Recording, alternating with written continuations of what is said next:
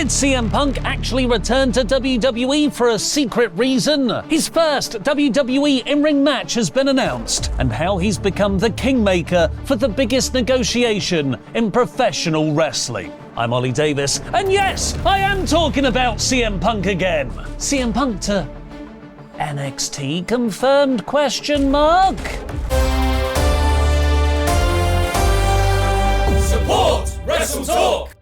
For the first 2 weeks of CM Punk WWE return confirmed, Punk had free agent status, teasing he could sign exclusively to Raw, SmackDown, or even NXT. Before confirming he was accepting Adam Pearce's offer to become an exclusive superstar on Monday Night Raw, Punk showed up on the 8th of December episode of SmackDown, and then, more shockingly, the following night's NXT special, Deadline, where he shared an awkward opening promo with Shawn Michaels where they seemingly forgot their lines, then got played off early by Punk's entrance music. What is Simon Luck doing in the Full Sail Zone? In that exchange, Punk teased, the big question is that, is CM Punk going to be on SmackDown? Is CM Punk going to be on Raw? Or is the newest NXT superstar named CM Punk? CM Punk.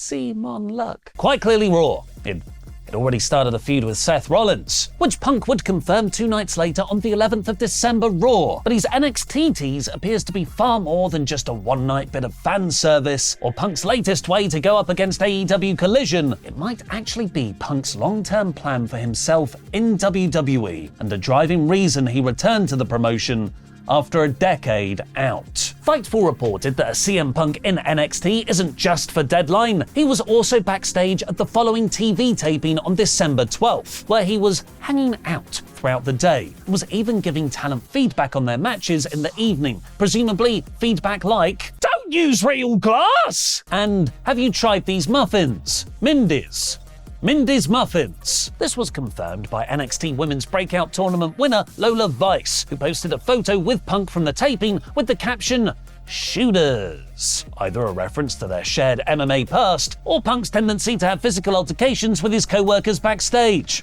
Allegedly! Booker T also corroborated Punk's positive backstage attitude at Deadline, revealing on his podcast, CM Punk wasn't hiding, he wasn't hid away in some room, he was running around mingling. A boo of wrestle purists then claimed why Punk might be so suddenly invested in the NXT brand. He wants to take over running it. CM Punk's long-term goal is to succeed Shawn Michaels in NXT. Was told he was buzzing last night, didn't sleep, and flew to Orlando. He'll be doing a lot of observing tonight, seeing how things work over there in terms of TV production. So Punk enjoyed his appearance at Deadline so much, he flew to the Performance Center to not just mentor younger talent, but also to gain experience in backstage production. While his last year in AEW might have convinced you otherwise, with his alleged Jungle Boy clash leading to his firing, Punk does have a long history of wanting to mentor the next generation of wrestling talent. During his first WWE run, Punk would sometimes just show up at the NXT Performance Center to give advice. Famously, and very appropriately considering his first feud back on Raw, he once appeared on the 23rd of August 2012 episode of NXT while WWE champion, interrupting a promo from then NXT champion Seth Rollins. They would team together against the Kings of Wrestling, Antonio Cesaro and Cassius Ohno, at a time when main roster stars appearing on NXT was incredibly rare. They didn't have AEW to have to counter-program against. Following that, it was actually Punk who pitched Seth, Dean Ambrose and Cassius Ohno as the new main roster faction that would become The Shield, when WWE wanted it to be The Big Show and Daniel Bryan. Again, because he wanted to elevate and help out hungry young stars. WWE replaced Ohno with Reigns and, well, they did alright, I guess. The Shield would travel on Punk's coach in the first few months after their call-up, where he would give them advice until WWE broke them up. Full disclaimer, every member of the Shield would then later fall out with Punk. I've got a whole video on that in the link in the video description below. Even in AEW, Punk would go out of his way to mentor younger talent, taking the likes of MJF, Powerhouse Hobbs, and Brody King out for meals. But as Lexus King revealed about William Regal trying to do the same in AEW, he was sometimes met by resistance or indifference. And perhaps this desire to help didn't always come across in the most productive way, as Punk telling Jungle Boy maybe he didn't have to use real glass in a weapon spot because it's needlessly dangerous led to him leaving the company. Whatever you feel about Punk and how he expresses himself, he has been consistently passionate about helping and elevating young talent. But it's not just young talent Punk can clash with, he can clash with veterans too. He's an equal opportunities asshole. So what about the guy Punk might be trying to replace as head of NXT? Shawn Michaels. At first glance, you'd think Michaels and Punk would have decades of ill will between them. Punk's mortal enemy for over 10 years was HBK's best mate Triple H, and Michaels himself is also famous for being a dickhead backstage. But it seems that shared diva-like attitude forged an early bond. According to Maven, Punk managed to have backstage heat in WWE even before his first ever tryout. This followed him throughout his first WWE run, but according to former ECW writer Dave Lagana, it was Michaels who defended Punk in a meeting with Vince McMahon, arguing they should try mentoring and guiding Punk rather than burying him. HBK himself later confirmed this. Dave Lagana will tell you, as Punk will, that I was one of his biggest fans. The reason WWE didn't like him is because he had a bad attitude. For Punk's part, he seems to have always been grateful to Michaels for this. So grateful, in fact, he shared a fictional gay love affair story about it in March 2023, posting on his Instagram. "We had a glorious 11-month affair, man on man, that I shall never forget. Our bodies entwined as one, and from the beauty of Morocco to the French Riviera to the snorkeling in the Galapagos, Shawn Michaels and I made glorious gay love to each other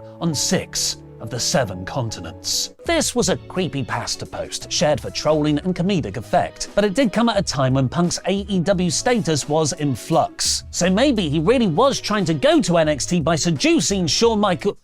To be honest, I don't know. I don't get that. It's strange. I don't understand any of that.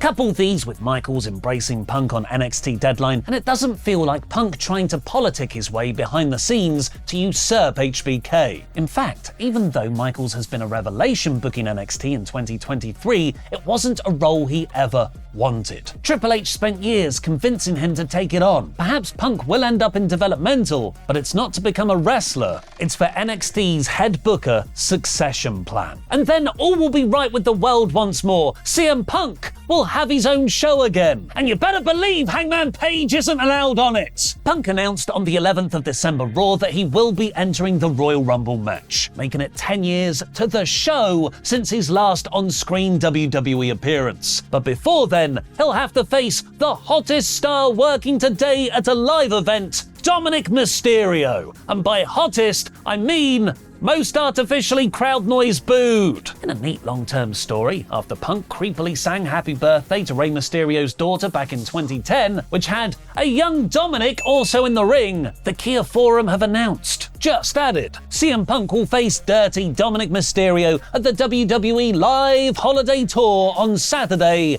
December 30th, which is the same night as AEW's World's End pay-per-view. Not to be outdone, Madison Square Garden then posted, actually, they'll have Punk's first match a few days earlier. CM Punk will be live at the Garden on December 26th for his first match in WWE in over 9 years. Punk's return has seen WWE's live event ticket sales soar, even for shows he's not announced for, and that same business boom is being seen across the board. Mike Johnson has revealed on PW Insider Elite that the night Punk returned to WWE at Survivor Series 2023, his merchandise sales already hit the 6 figures mark. That means Punk sold hundreds of thousands of dollars worth of merch from just a few minutes of TV time right at the end of a PLE. Punk's segments on TV have also consistently been the highest rated of the night, with Brandon Thurston reporting his promo with Seth Rollins on the 11th of December Raw was by far the most watched quarter hour, adding over 400,000 viewers on the show's average. In an increasing sign of trust from WWE in Punk, Sean Ross Sapp has added that promo segment had no producer listed, implying CM Punk is leading the charge on producing his own segments. Perhaps another sign he's being groomed for for a major backstage role in the company. And the Wrestling Observer's Dave Meltzer has claimed Punk's return has been a major factor in the ongoing TV negotiations over WWE Raw, whose USA Network deal expires late 2024. Things are changing greatly. Let's just say things changed greatly with Raw negotiations from a few weeks ago, and Punk is a huge part of the selling point. Tony Khan revealed on a media call promoting ROH Final Battle that he continues to be in talks with Warner Bros. Discovery about AEW's own big TV rights negotiation. The thing is, the CEO of that company, David Zaslav, apparently calls CM Punk $1 Bill Phil, as in $1 billion Phil. Although disclaimer, that is according to CM Punk. As his tumultuous tenure in charge of WBD has shown, Zaslav isn't afraid to screw over long-term partners. He's made ruthless cuts and has reportedly shelved movie projects like Batgirl and a Wild E. Coyote film starring John Cena that had already cost over $100 million to make, just for tax-saving reasons. Perhaps the biggest consequence of Punk's WWE return could be AEW losing their TV network for him. How do you think Punk would be in charge of NXT? Let me know in the comments down below. And that's not the only big shake-up behind the scenes, because WWE have massively changed the way they do their business. Watch on to find out how.